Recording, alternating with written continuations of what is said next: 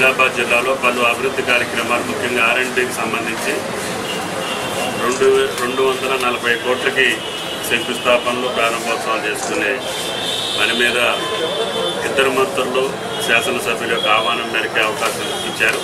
32 సంవత్సరాల క్రితమే ఈ జిల్లాలో అన్ని ప్రాంతాలు తిరిగినటువంటి వ్యక్తిగా ముఖ్యంగా నా జిల్లాతోటి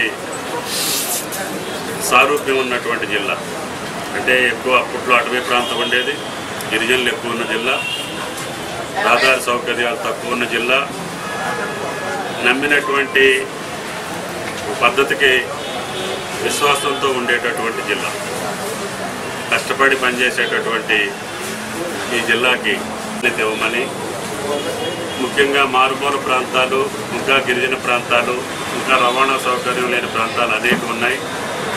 కాబట్టి ITDA కానీ, పంచాయతీరాజ్ కానీ, R&B కానీ, జాతీయ రహదారుల విషయంలో కూడా ఈ జిల్లాకి అధిక ప్రాధాన్యత ఇవ్వమని చెప్పి పదే చెప్పడం వలన బడ్జెట్లో అధిక భాగం అంటే సుమారు 2000 కోట్లు ఈ పాత ఆదిలాబాద్ జిల్లాకి శాంక్షన్స్ ఇచ్చాం.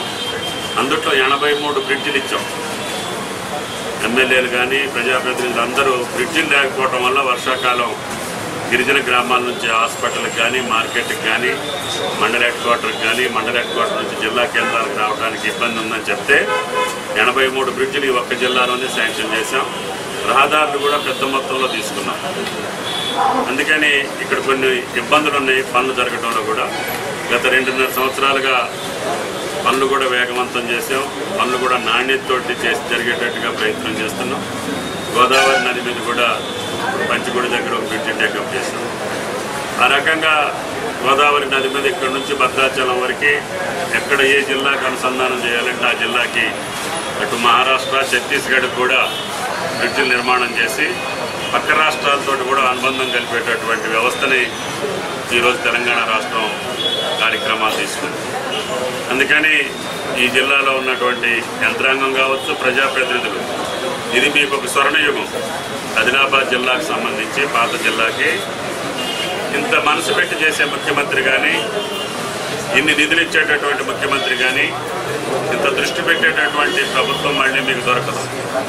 కాబట్టి దయచేసి వచ్చినటువంటి నిధులన్నింటినీ కూడా సక్రమంగా వినియోగించుకోవటం, మళ్ళీ ఆ కార్యక్రమాలు 10 కాలాల పాటు మన ప్రజలకి అందుబాటులో ఉండేటట్టుగా నిర్వహించుకోవటం మీ బాధ్యత. కాబట్టి తప్పనిసరిగా మా ఇంజనీర్లు కూడా మీరు ఎవరిని అడిగితే వాళ్ళని ఇచ్చాం.